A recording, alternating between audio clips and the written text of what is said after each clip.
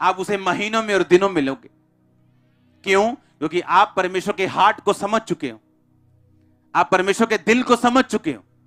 उसका हार्ट है लोगों को बचाना, उसके दिल में है कि जो काम पवित्र आत्मा ने, जो काम यीशु मसीह ने किया पवित्र आत्मा के द्वारा, परमेश्वर वो काम को लोगों को बताना चाहते हैं कि वो जी उठे। वो आज भी चंगा करने वाला परमेश्वर है,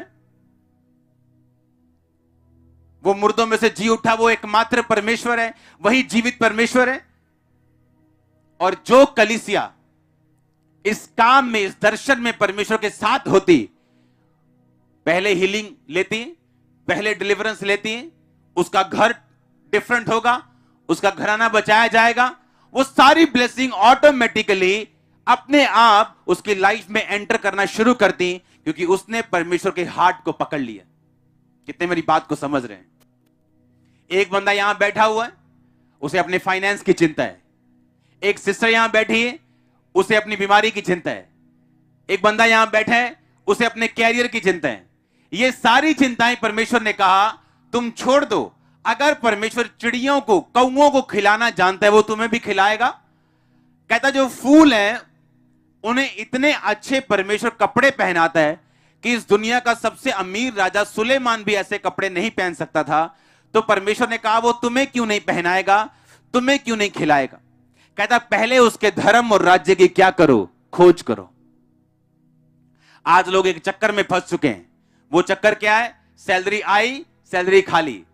जबकि उन्हें यह नहीं मालूम कि वो सैलरी आपके खाने पीने और आपकी लाइफ को व्यतीत करने के लिए नहीं परमेश्वर देता, वो एक बीज है आप लोगों के लिए। लेकिन हम समझते नहीं, और उसी सैलरी में सारी लाइफ बीत जाती है और कभी बढ़ते नहीं। क्यों? हम मेन मकसद को छोड़ चुके हैं। हमारा मेन मकसद है सुसमाचार आगे लेके जाना। अगर 10 रूहें आपके प्रेयर से, आपकी फास्टिंग से, आपके बोलने से, आपके बोने से बचती हैं, वो 10 रूहों का मतलब आपको नहीं मालूम। परमेश्वर आपकी प्रार्थना को सीरियसली लेते हैं। आपको क्या लगता है? हिजकिय्याह नबी ने प्रार्थना की, परमेश्वर तेरा नबी आके बोल के गया कि मेरी उम्र खत्म है, पर मैं तुझसे प्रार्थना करता हूं, मैं तेरे सामने धर्मी होकर चलता आया हूं, तेरे काम किए, मैं मरना नहीं चाहता, मेरी उम्र को बढ़ा। और बाइबल कहती अभी वो वापिस भी नहीं गया था, नबी उसको बोल के, परमेश्वर अपने नबी से कहता जा उसको बोल मैं उसकी उम्र को 15 साल और बढ़ाता हूं। क्यों? परमेश्वर के काम करने वाला व्यक्ति। हां या ना? यहां एक बंदा बैठा है अपने कैरियर की चिंता लेके। परमेश्वर ने कहा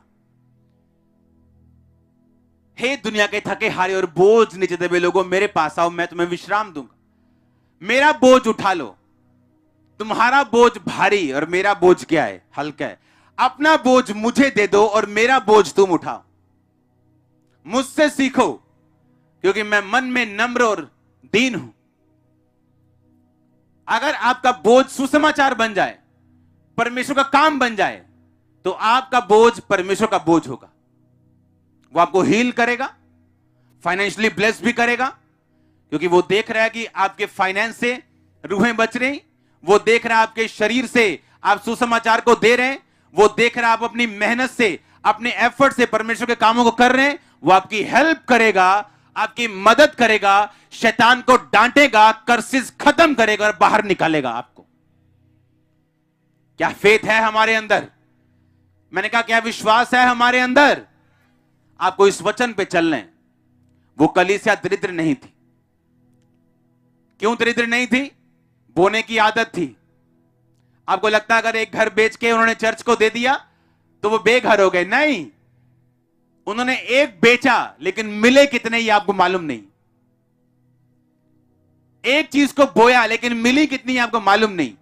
और बाइबल कहती कोई भी दरिद्र नहीं था, बीमार नहीं थे, रोगी नहीं थे, दुष्ट आत्माएं निकलवाने के लिए नहीं, निकालने के लिए चर्च में आते थे। ये लाइफ परमेश्वर आपको देना चाहता है। ये हल है जो परमेश्वर आपको देता है।